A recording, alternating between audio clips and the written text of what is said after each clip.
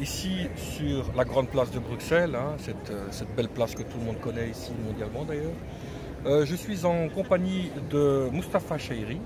Ce sera donc ma deuxième interview par rapport au projet Face to Face. On a eu il y a quelques temps Aboubakr Boujar et aujourd'hui nous avons le plaisir d'accueillir Moustapha Chahiri. Et donc ma première question sera donc de savoir, Moustapha, qui es-tu exactement? Pourrais-tu nous dire un petit peu qui est Moustapha Chahiri? Eh bien, d'abord, avant toute chose, merci à Erkan pour l'invitation. Eh bien, je suis Moustapha Chahiri et comme mon nom l'indique, je suis un bon bruxellois.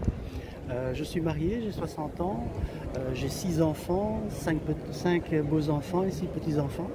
Et je suis de formation informaticien, ça fait 40 ans que j'exerce ce métier dans le secteur banque-assurance.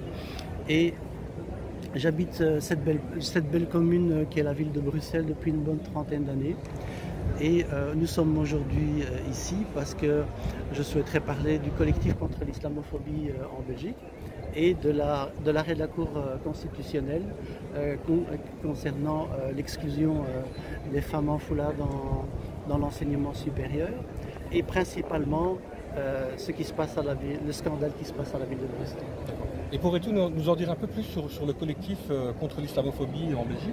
Alors, les stratégies par exemple? Malheureusement, c'est une nécessité. Le collectif contre l'islamophobie en Belgique a été créé en septembre 2014 sur la base de la volonté d'un ensemble de gens qui en avaient vraiment marre de toutes les discriminations que l'on voyait apparaître et qui sanctionnaient une population importante de Bruxelles en tout cas. Et nous avons créé ce collectif pour lutter contre l'islamophobie. Beaucoup de gens ne savent pas nécessairement ce que c'est que l'islamophobie. Eh bien, l'islamophobie, c'est une violation des droits de l'homme. C'est pas compliqué. C'est l'ensemble des violences telles que l'on connaît, crimes de haine, délits de haine, discrimination, harcèlement, etc. à l'encontre des gens, des musulmans ou des gens qu'on pense qu'ils sont musulmans. Ça peut être une personne, ça peut être un groupe de personnes, ça peut être un bien, une mosquée, une boucherie, etc. Et nous, on défend les gens contre ces violences qui peuvent être verbales, qui peuvent être physiques, qui peuvent être psychologiques, qui peuvent être économiques. Donc c'est une violation des droits de l'homme pour nous. C'est ça l'islamophobie pour le collectif contre l'islamophobie en Belgique. Et aujourd'hui, c'est une définition qui est héritée du concept des droits fondamentaux de la Cour européenne de justice, de la Cour européenne des droits de l'homme, de l'ONU, du Conseil de l'Europe. L'ensemble des institutions qu'on nomme en anglais Equinet se retrouvent dans cette définition-là. C'est une violation des droits de l'homme. Et en Belgique, le collectif contre l'islamophobie a défini 3 priorités stratégiques. La première, qui est très importante et qui nous tient à cœur, c'est le soutien contre les discriminations faites aux femmes musulmanes pour l'accès à l'enseignement, dans l'enseignement et dans l'emploi. La deuxième, c'est le monitoring, parce qu'il faut être factuel, il faut aller chercher des chiffres pour mener à bien des politiques de lutte contre l'islamophobie dans le logement, dans l'enseignement, dans le travail.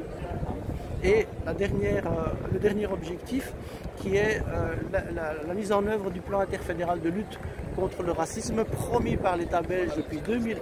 Il n'y en a toujours pas et on voit le désastre dans lequel, qui a mené ce climat anxiogène, qui a dégradé les situations de bien vivre ensemble dans cette ville cosmopolite où tout le monde devrait être le bienvenu. Mais derrière moi, il y a un pouvoir politique qui est complètement déphasé par rapport à une réalité. Cette réalité, on l'a vu dernièrement lorsque une action en justice de certaines étudiantes d'une école de la ville de Bruxelles ont mené une action qui a abouti aujourd'hui à un arrêt de la Cour constitutionnelle qui les exclut. Ok, mais quand on exclut sur base d'un arrêt de la Cour constitutionnelle, c'est une interprétation de la loi. Eh bien, la loi, elle n'est pas faite par n'importe qui, elle est faite par le pouvoir politique. Donc c'est le pouvoir politique qui est derrière moi, qui est complètement fautif quand on arrive à une situation pareille. Nous sommes ici devant l'école, la haute école de Francisco Ferrer, et la simple question que j'aurais à te poser, c'est pourquoi sommes-nous ici? D'abord, c'est malheureux de devoir dire que c'est une école. L'école, c'est quelque chose de formidable qui doit aider à l'émancipation de la population, des gens qui veulent avoir accès au savoir, qui veulent avoir accès à un métier, qui veulent réaliser le rêve. Mais aujourd'hui, cette école est le symbole de l'exclusion décidé par un pouvoir politique, malheureusement, qui empêche aujourd'hui des centaines et des centaines de femmes majeures portant le foulard d'accéder à l'enseignement, d'accéder à leurs rêves, de réaliser, de s'épanouir dans leur vie au travers de l'enseignement. Et cette école est le symbole de leur anéantissement, de leur exclusion de leur rêve. On est devant le tribunal de première instance de Bruxelles. Pourquoi sommes-nous ici?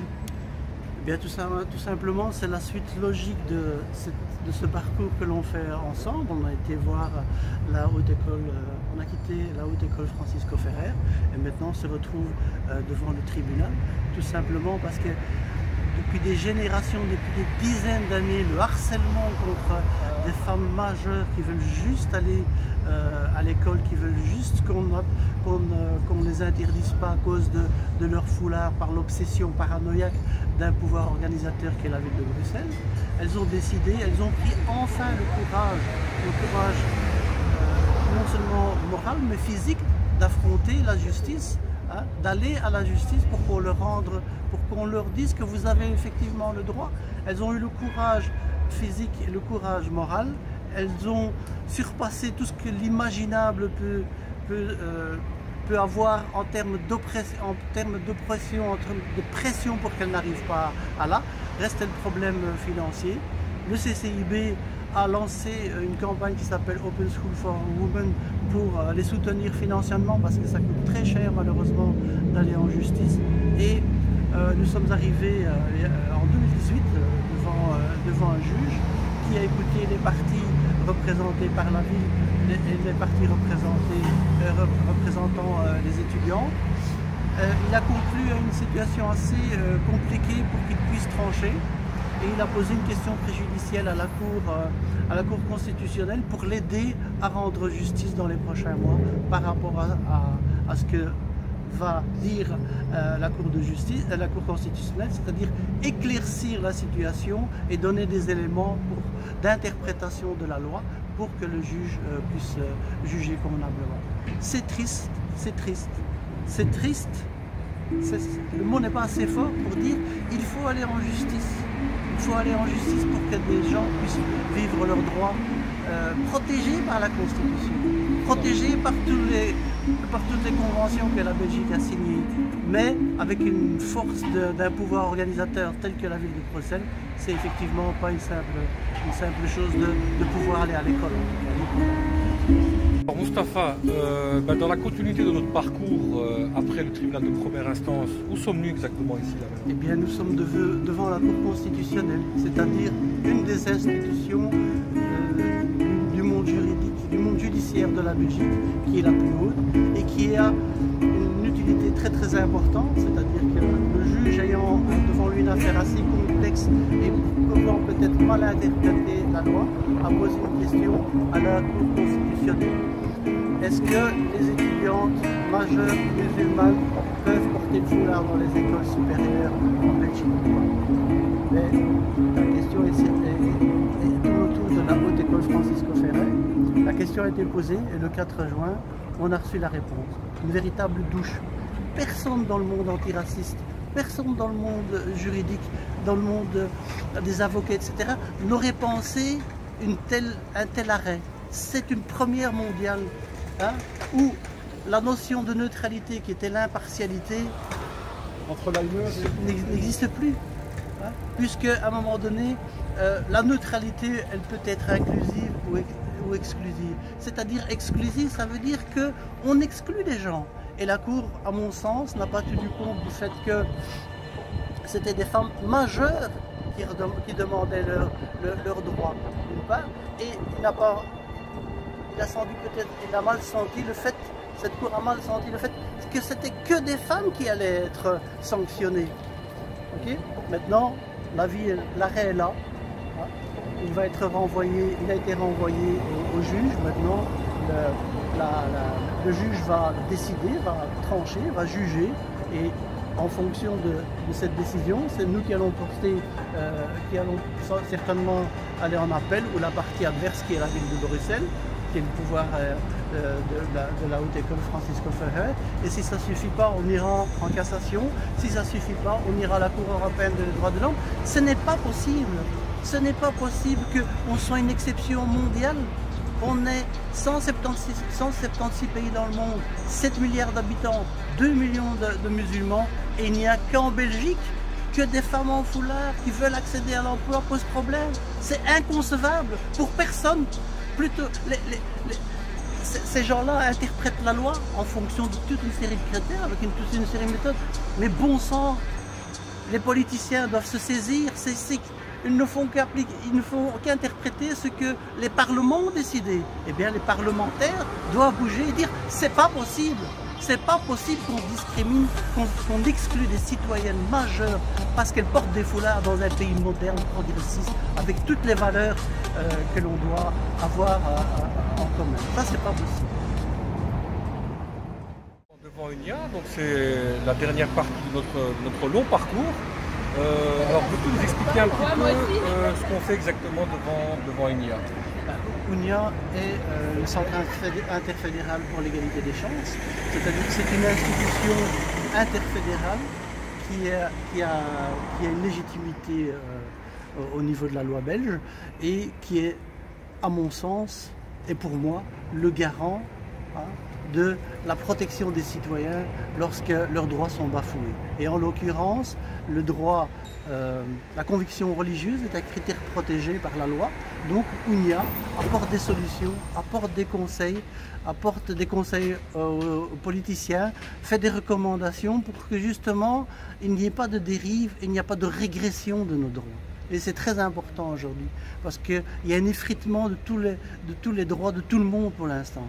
Et ici, avec cette histoire de l'école HEFF de la ville de Bruxelles, les gens ne prennent pas conscience que c'est une érosion très importante. Ce n'est pas simplement un petit droit qui est perdu. À partir du moment où on touche un droit, tout le château de cartes tombe. Et ça, c'est très important. Et ça, il faut que les gens le comprennent.